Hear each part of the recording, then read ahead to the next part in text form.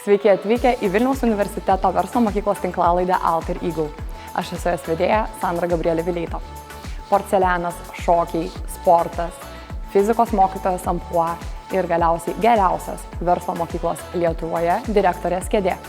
Kalbu būtent apie daktarę Birutę Miškinienę, su kuria ir kviečiu jūs susipažinti. Labadiena, Birute. Sveika. Labai smagu jūs čia matyti. Ačiū, kad atėjote į mūsų naują tinklalaidę. Tai pirmiausiai gal ačiū, kad pakvietėt. Tikrai turime dėl ko pakviesti ir tikrai, manau, tiek mums, tiek man ir komandai už ekrano sėdinčiai, tiek mūsų žiūrovams bus įdomu išgirsti jūsų karjeros kelią. Nu, bandykim. Tai visuomet pradedu kapstyti tą karjeros kelią nuo vaikystės gelmių.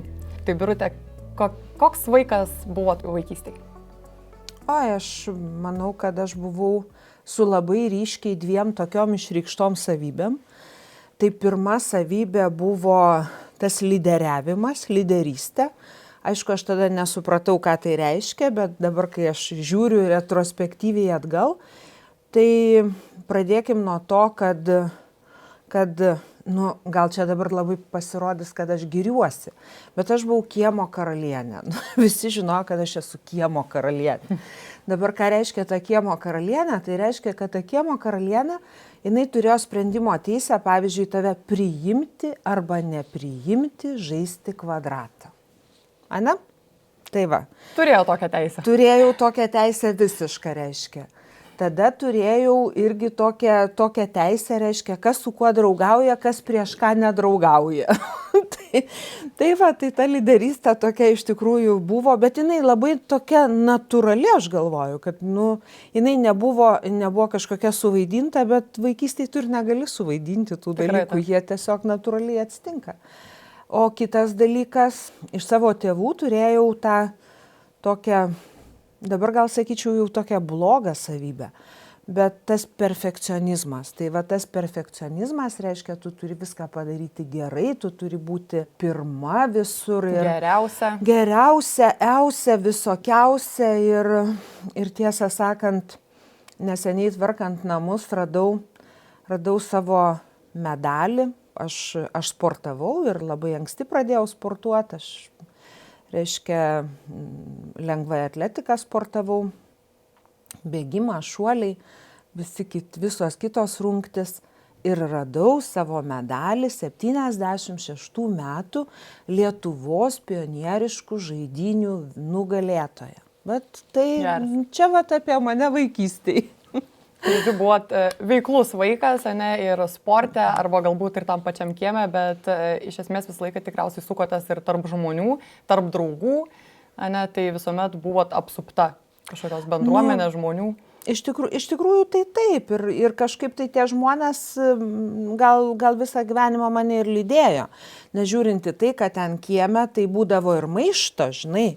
Čia tu kokia ten, kaip karalienė, mes paskui tave ant pirštų galiukų nevaikščiosim. Buvo ir sukilimų, ten visko buvo. Bet dabar tas juokingai skamba, bet iš tikrųjų paskui, kai žiūri į tą savo praeitį, tai paskui matai, kad tas vis tiek palieka tau tokį pėdsaką, ar ne? Tai mokykloje, kai mokiausi, tai aš galiu pasakyti, man viskas sekėsi. Aš neturėjau nei kažkokio tai dalyko, kuris man ten nesisekė ar kažkaip tai. Aš nedėdavau labai didelių pastangų, bet matyt, kad turėjau pakankamai tokių ir gabumų ir tai va tokia ta mano vaikystė. Ir tų pozicijų visada turėjau, ir klasės seniūnė būdavau, ir ten iš tikrųjų visokiausių pozicijų. Vis tiek vaikystėje mes visi svajodavom, kuo mes būsim, ne? Nes vis tiek vienaip ar kitaip gaunasi, kad pagalvoju, užaugus norėčiau būti ten gal mediku, gal kažko kitu. Tai kuo jūs norėjot būti užaugus? Aš atvirai pasakius, tokios stipriai išreikštos svajonės, kaip ir turbūt reikia pripažinti, kad ir neturėjau. Kadangi augau Panevėžy, tai Panevėžy buvo tuo metu labai stipri sporto mokykla internatas ir tuos sportui gabius vaikus visada viliodavo į tą internatą. Ir atėjo laikas, kada reiškia, treneriai, kurie pamatė mano potencialą, o aš buvau tikrai gera šuolininkė į aukštį, atėjo pas mano tėvus kalbinti mane į tą sporto internatą. Ir aš tiesą pasakius, man tada buvo gal kokį 14-15 metų, aš pagalvojau, kad aš nenoriu į tą sporto internatą. Ir sportuot man patiko, bet aš mačiau tuos internato vaikus sporto stovyklose ir man jie netrodė labai protingi. Aš galvoju, nueisiu į tą sporto internatą ir prarasiu tą savo, išmintį ir protą. Ir tiesą sakant, taip aš ir netapau ta sportininkė. Nors mane ten įkalbinėjo ne vieną ir ne 2 ir ne 3 kartus, matyt, tikrai turėjau potencialo, bet atsitiko taip, kaip atsitiko. Tai tos tokios ryškios svajonės kaip ir neturėjau. Aš nebuvau iš tų, kur labai aiškiai žinojo, kuo tu nori būti. Arba bent jau turėjo tą tokį įsivaizdavimą. Manau, kad turbūt, kad neturėjau tokio įsivaizdavimo. Gerai, o kada tada atsirado tas gal suvokimas, gal jau kažkur giliau, ar ten mokykloje, jeigu ne mokykloje, tai galbūt universitete, kur labiau pradėjot jausti, kurią pusę ir kurią karjeros pusę norit judėti? Aš gal, žinojau visą laiką, kuo aš nenoriu būti. Ir kuo nenorėjau būti? O kuo nenorėjau būti, niekada nenorėjau būti tokiu, kaip tau pasakyti, gal tokiu nepastebimu žmogum,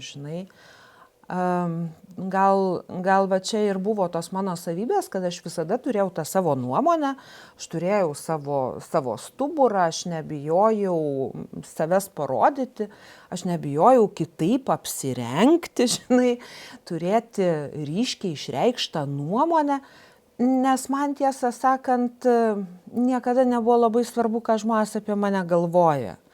Ir kokią nuomonę jie turi. Aišku, negaliu sakyti, kad visai nesvarbu, tai būtų turbūt netiesa, Bet kad aš labai dėl to jau ten jaudinčiausi ir nervinčiausi, tai tikrai aš nebuvau iš tų. O ta mano karjera, mano pirmas diplomas yra astrofizika, tai jinai pasisuko labai paprastai, aš buvau baigusi fotono mokyklą, aš mokiausi visus dalykus gerai, tai man nebuvo jokio skirtumo, kur man stoti.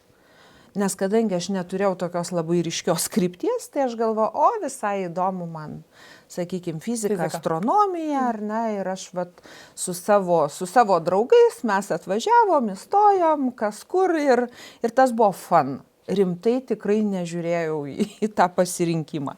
Bet baigiau tas studijas ir čia šitoj vietoj turbūt reikia ir pasakyti, kad matyt tie mano lyderystės pradai čia šitoj vietoj ir pradėjo rodytis, nes kai man buvo 26 metai, aš buvau vienos mokyklos pavaduotoja, tapau tą pavaduotoją, tai čia buvo stulbinanti karjera. Taip atrodytų, bet jinai buvo labai... Bet kelių metų čia buvo, kiek jums metų buvo, kai jau tapot? Ta pavaduotoja? 26. Tai reiškia, aš buvau po baigimo 3 metus atidirbus ir šitoj vietoj galiu pasakyti, kad per mano visą gyvenimą aš labai turėjau gerų žmonių aplinkui, kurie matyt matė mano tą potencialą. Ir tikėjo. Jo, ir tikėjo, nes tuo metu, kad tave paskirtų tokiam jaunam amžiui pavaduotoja, tai už tave kažkas turėjo labai laiduoti ir tavim tikėti. Ir tavim tikėti. Tai prasidėjo mano karjera, bet mano karjeroje atsitiko tokie lūžiai, kaip aš ir sakiau, kai aš visada žinojau, kuo aš nenoriu būti, ar ne? Ir kai aš turėjau labai gerą šansą išvažiuoti į stažuotę Švedijoje, ir aš ten pakankamai netrumpai buvau, ir aš atvažiavau tokia, savim pasitikinti, kaip aš anglų kalbą moku, visai ir aš atvažiuoju ir aš suprantu, kad nieks ne kad aš tos anglų kalbos nemoku. O tada man buvo toksai, labai toks nusivylimas, galvoti, palauk, tai kaip čia dabar, aš čia va taip ir tos kalbos nemoku. Tai va, tai aš paskui išvažiavau kitą stažuotę, tokią ilgą stažuotę jau, ir aš tą anglų kalbą išmokau, aš ją išmokau pati. Aš buvau kartu su tokia Este kolegė, ir mes sutarėm, ir jai reikėjo tos anglų kalbos, ir man reikėjo, tai mes sutarėm, kad mes kalbėsim tik angliškai. Mes ten dirbom, rašėm ir paskui konferencijoje abi skaitėm pranešimus ir čia buvo mūsų sėkmė. Tai aš noriu pasakyti, kad aš save esu pastačius ne vieną kartą ir į tokias, nepatogias padėtis, bet pati save. Reiškia, va čia turbūt tas ir atėjo iš vaikystės tas matyti.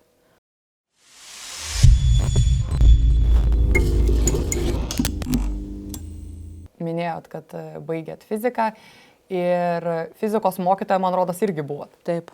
Ir kiek laiko buvot fizikos mokytoja? Ar patiko? Fizikos mokytoja aš buvau beveik kokius 7 metus. Man patiko. Man tikrai patiko.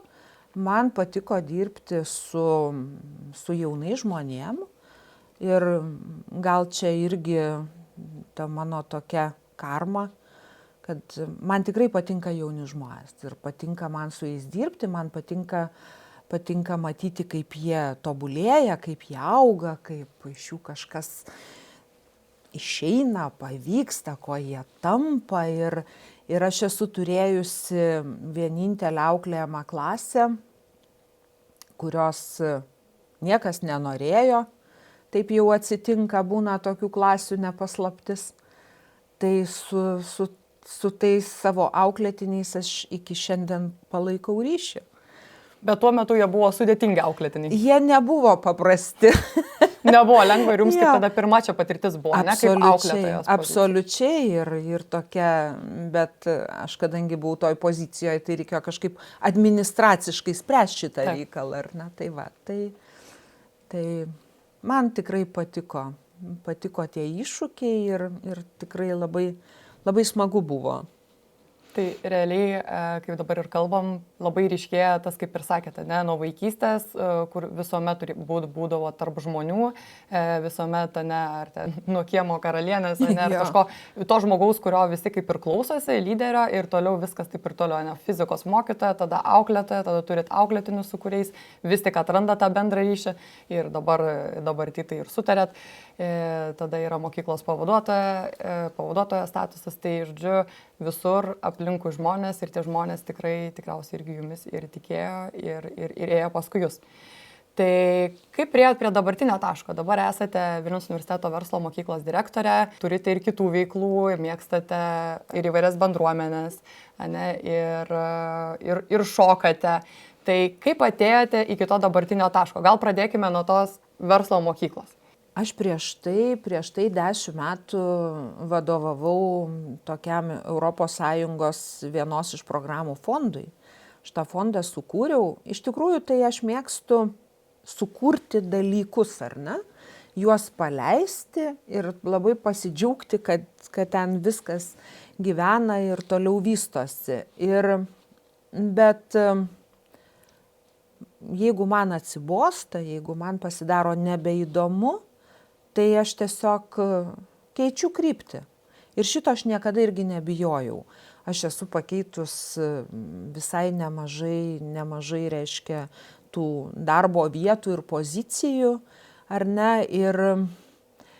ir verslo mokyklo aplinkoje aš atsiradau visiškai atsitiktinai. Mano kolega pasiūlė man eiti, sukurti, reiškia, verslo mokyklą. Ir aš tada visiškai nežinojau apie ką, nes aš buvau visiškai iš kitos srities. Bet kadangi tuos iššūkius mėgstu, tai aš sakau, tai ką tu nori, kad aš tau sukurčiau. Gal gali pasakyti, kokių pavyzdžių, sakau, ir tu supranti, kad aš ateinu į naują aplinką, kurios aš nepažįstu. Tai tada jis man sako, žinai, yra tokios verslo mokyklos kaip Harvardas, INSEADas, IMD, aš prisimenu, rašau savo, galvoju, okei. Grįžtu namo, pasigūglinu, pasėdžiu, pažiūriu ir aš galvoju, klausyk, čia įdomus dalykas.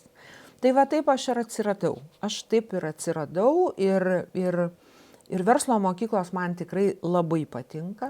Ir patinka kodėl? Todėl, kad tai yra ženkliai dinamiškesnė akademinė aplinka.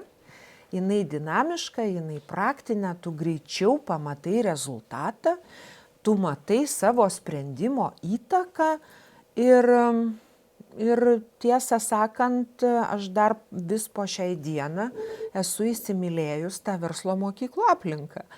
Ir tas, kas vyksta su Vilniaus universiteto verslo mokykla, aš manau, kad smagiausias dalykas yra tas, kad tas patinka ne tik man, bet patinka ir mano komandai ir man pavyko, tikrai galiu pasakyti, kad tikrai pavyko suburti ir sumotyvuoti tam bendram darbui ir bendrai veiklai labai daug gerų, labai daug įdomių žmonių, labai skirtingų žmonių, bet čia yra tas, kas išmano komandinius principus, tai supranta, kad čia yra privalumai, bet ne trūkumai, čia yra labai geros sinergijos tam, kad pasiekti tų tikslų, bet tie tikslai turi būti labai aiškus, ar ne?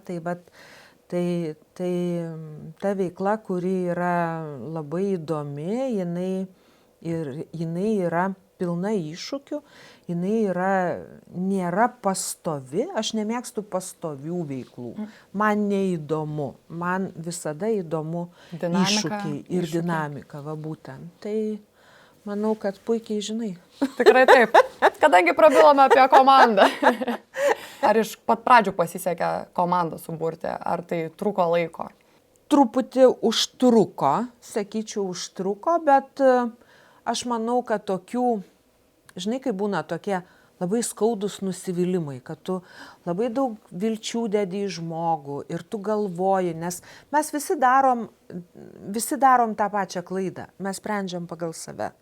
Ir jeigu man tai yra svarbu, nuo ryto iki vakaro ir nuo vakaro iki ryto man svarbu, tai aš galvoju, kad ir kitam yra tiek pat svarbu. Na, nebūtinai, ar ne?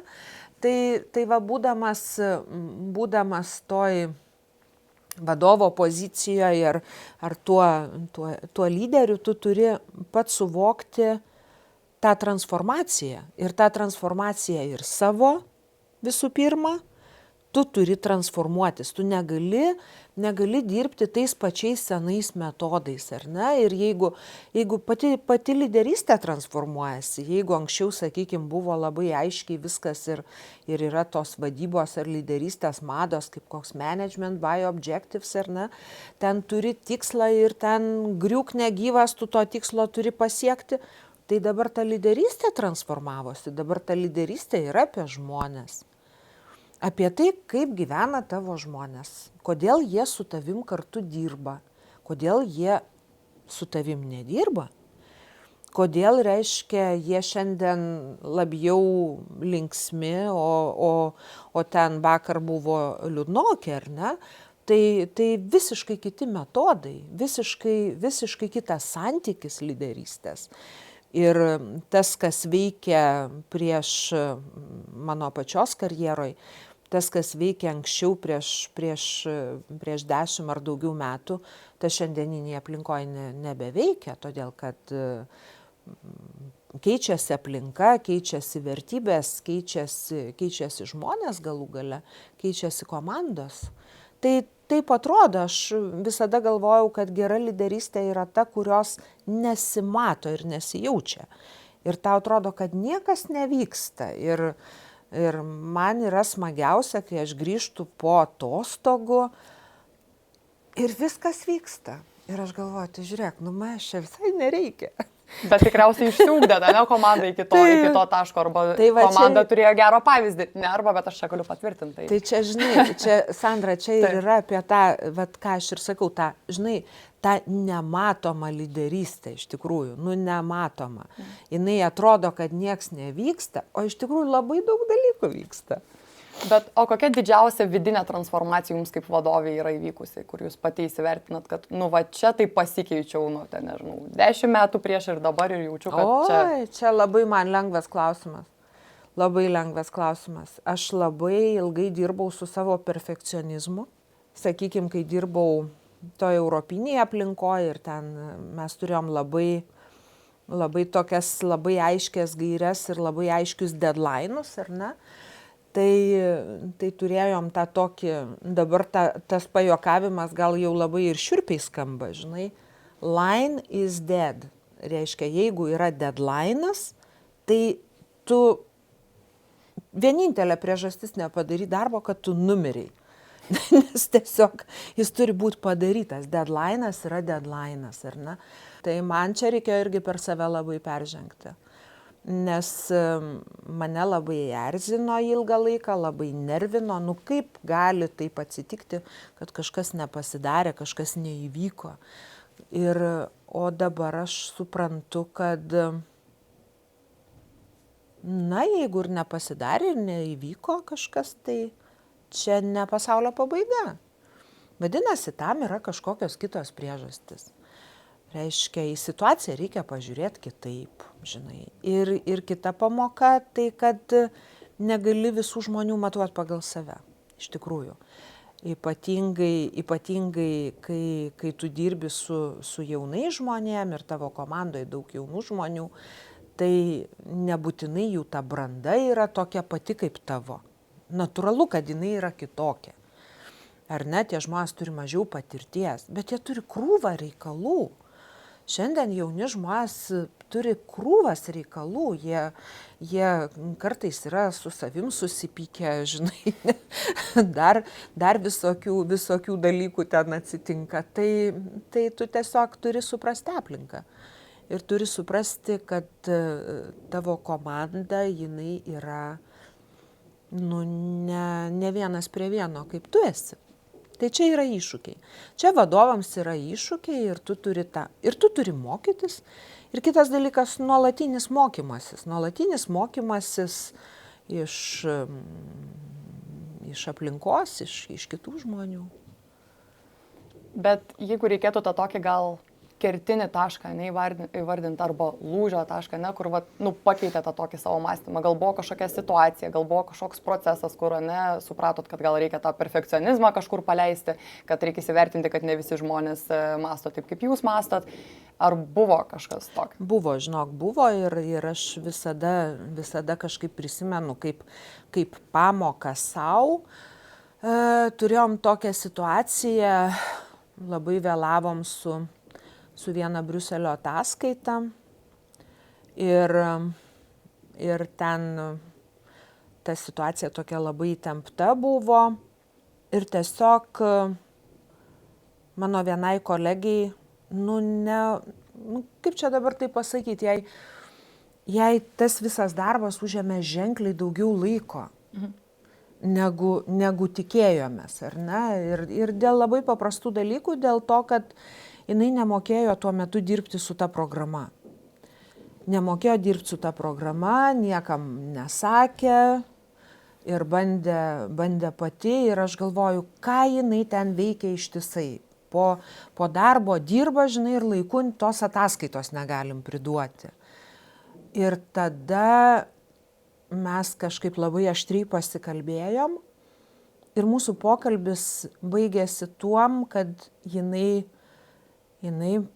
pradėjo verkti ir sako, jeigu jūs galvojat, kad aš, reiškia, tą programą, ten tą mūsų, nenoriu sakyti, žinai, pavadinimu, reiškia, myliu mažiau negu jūs, tai jūs klystat, aš myliu lygiai tiek pat, kiek jūs.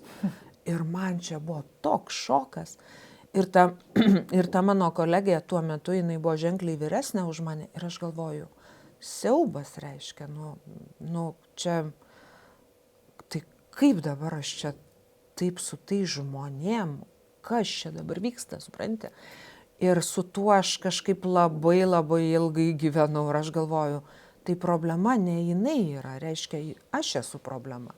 Irgi, reiškia, jinai kažkodėl tai, nepasakė, kad jai reikia ar mokymo, ar dar kažko. Pagalbos. Pagalbos. Žinai, aš su savo pragmatiniu protu aš labai greitai sudėlioju viską.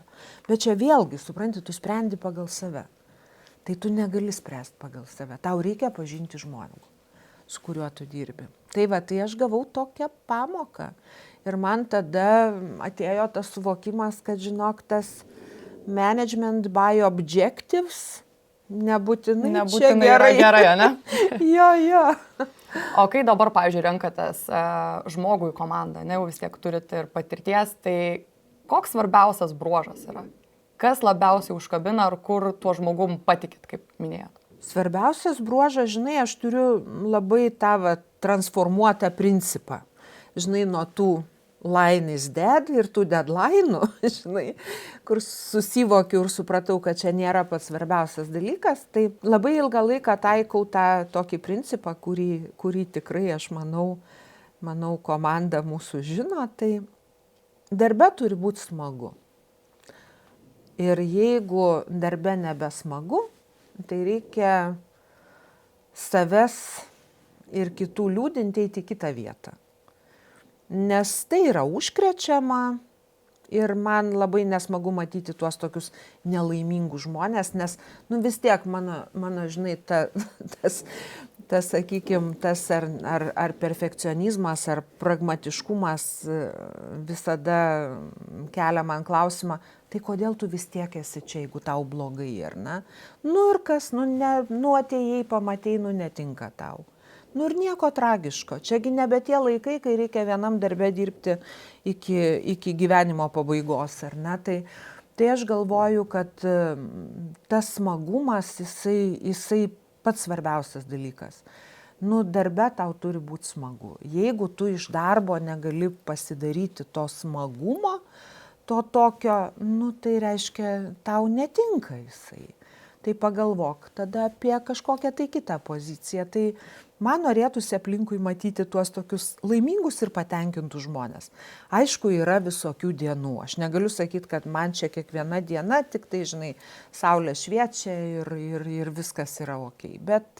Bet iš principo tai darbas turi teikti tau malonumą. Jeigu jis neteikia malonumą, tai tada reikia pakviesti save pokalbiui. Pakviesti save pokalbiui su savimi ir išsiaiškinti ir išsigryninti, kas tau tinka ir kas tau netinka.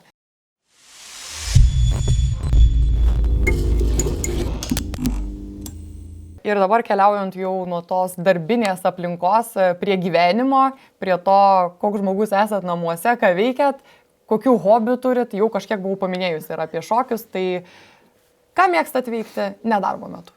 Nedarbo metu? Taip. Tai vienas dalykas, aš jau daugiau negu 20 metų šoku su savo vyru. Tai mes esam šokėjai, pramoginių šokių Tomo Petreikio šokių studijoje. Esam konkurse dalyvavę, dabar jau nebedalyvaujam. Nes irgi norėjosi, žinai, kažką turėti, kažkokį medalį. Medalį ar diplomą kokį, ne? Tikrai turim ir medalių, ir taurių, ir tikrai turim. Tai reiškia šokiai, dabar visai neseniai pradėjom šokti salsą. Labai puiku. Tada, ką mes veikiam, mes slidinėjam. Irgi pakankamai daug metų vis kalnų slidinėjimas. Tai irgi toks labai įdomus, labai aktyvus sportas. Kitas mano pomėgis tai yra vintažinis porcelianas. Aš kolekcionuoju, renku, man patinka, aš aukcionuose dalyvauju, reiškia, perku savo gražų ir savo įdomų vintažinį porcelianą. Birute, o kaip tas hobis atsirado? Vis tiek, kaip sugalvojot prie to porceliano tai prieiti? Porcelianas atsirado, atvirai sakant, žinok, iš vaikystės. Nes mano baba buvo labai įdomi personalija, tai mes turėjom porceliano ir turėjom tuos puodelius, iš kurių mums neleisdavo gerti jokių kakavų, tai kai jau baba išeidavo, mes tada jau susipildavom į tuos porcelianinius puodelius, tada mano mama kažkaip irgi jai, namuose mes visada turėjom irgi tam sovietmetį, ar ne, ten visokio japoniško porceliano, tai matyt. O koks porcelianas būna? Sakot, japoniškas. O, porcelianą, žinok, apie porcelianą čia atskira istorija, čia galima kalbėti. Atskira laida. Jo, čia atskira laida. Bet jeigu taip trumpai, čia yra pagal šalis kažkaip suskirstyta ar... Žinai, porcelianas iš tikrųjų, tai jo ten tas gimimas visas prasidėjo, tai iš rytų ir tikrai ir Kinija, ir paskui persikraustė į Vokietiją, ir į Europą Marko Polo atvežė porcelianą. Tai Bavarija, reiškia, paskui Rusija yra turėjus labai irgi, ir po šiai dieną turi gero porceliano tokio, žinai, tai va, o porceliano yra visokio. Yra to, kuris blizga, yra to reiškia, biskvitinio porceliano. Tai čia galėčiau pasakoti ir pasakoti. O kuris jūsų favoritas? Mano favoritas, tai turbūt nieko labai naujo nepasakysiu, bet tai yra Meisenas, tai yra porcelianų karalius. Porcelianų karalius iš tikrųjų, ir čia irgi labai įdomi istorija, bet yra visokių dabar ir šiuo laikinių tų porcelianų, reiškia, aišku, Bavarija faktas, kad ten yra porceliano klodai ir gamyklos ir visi kiti dalykai, bet prancūzai turi labai gražaus porceliano, Limožo fabrikas, pavyzdžiui. Tai va. Žodžiu, tikrai suprantu, kad apie porcelianą galėtumėm tikrai atskirą laidą turėti. Tikrai galėčiau, man patinka porcelianas. Žinome. Jo. Tikrai. Ir Birute, dar irgi prie tų pomėgių apie šokius minėjot, šokiai, porcelianas, slidinėjimas. Kaip sekasi visą tai įterpti į savo dienotvarkę? Nes tai vis tiek. Labai paprastai, Sandra. Labai paprastai. Tas, kas mane pažįsta, irgi žino, kad aš turiu labai aišku posakį. Žmonės yra dviejų rūšių, dviejų kategorijų. Organizuoti arba ne. Tai aš esu iš tų organizuotų. Iš organizuotų rato. Tai ta prasme ir tie, kurie sako, kad neturi laiko, tai yra netiesa, tikrai netiesa, reiškia, jie nesugeba susiorganizuoti.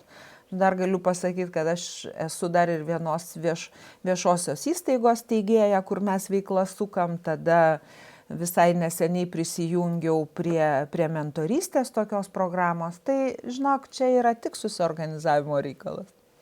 Tikrai, taip. Aš sutinku ir pritariu ir mūsų visi pašnekovai, kurie irgi prieš tai pas mus buvo studijoje, tai visi sako tą patį, ne? Čia tai organizuoti buvo žmonės. Tai organizuoti žmonės. Surinkom čia tik organizuotą šitoj laidoj, bet ir daug kas dar sakė, kad į Google kalendorių būtinai reikia įsinešti, nes jeigu kalendorių nėra, vadinasi, tarp veiklų irgi nėra. Tai aš sutinku, žinok, tikrai sutinku.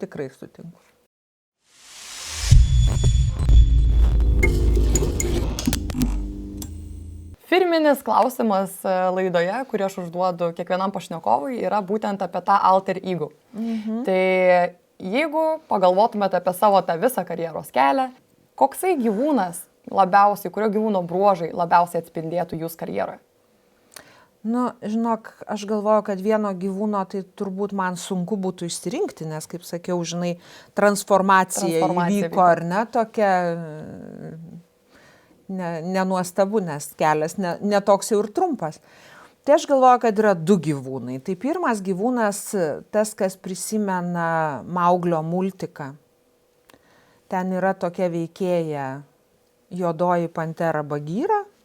Tai aš galvoju, kad čia labai apie mane, jinai išmintinga, jinai labai pažįsta aplinką, jinai labai draugiška, kai reikia, jinai nedraugiška, kai reikia, bet jinai tikrai tokia labai turinti aišku tikslą. Na ir antras gyvūnas, tai turbūt tokia bitė motinėlė. Tai žinai, ta bitė motinėlė, tai čia ta, kuri žiūri visos tvarkos avily. Tai aš dabar galvoju, kad aš jau labiau virstu į tą bitę motinėlę, ne? Jo, nes aišku, aš neturiu labai daug darbo, nes mano tas bitynas yra labai toks, labai kvalifikuotas ir kompetentingas. Bet čia dabar, kaip pasakė, tai atsiminiau jūsų anūkės posakį, ne, kad, tai močiutė, o tai ką tu ten tam darbe dirbi, ne? Taip. Bet ir nereikia dirbti, kai jau turėsi susirinkęs gerą komandą, bet tam, kad iki to prieiti, tai reikėjo nemažai gyvenime padirbėti. Taip, čia ką tu ir sakai, jinai sako, tai ką tu ten tam darbe, kojos ant stalo ir skrolini, sakau, tais jo, taip. Tikrai, bet žinau, kad galėtum tokį darbą dirbti ir gerai pasimokyti. Taip. Tai visiems tikriausiai to ir linkime, pasimokyti ir niekada nenustoti tobulėti ir mokytis iš savo klaidų. Ir ačiū Birute, kad skiriate savo laiko. pasidalinote savo istoriją ir manau, kad tikrai įkvėpsime ne vieną žiūrovą. Ačiū labai. Ačiū tau.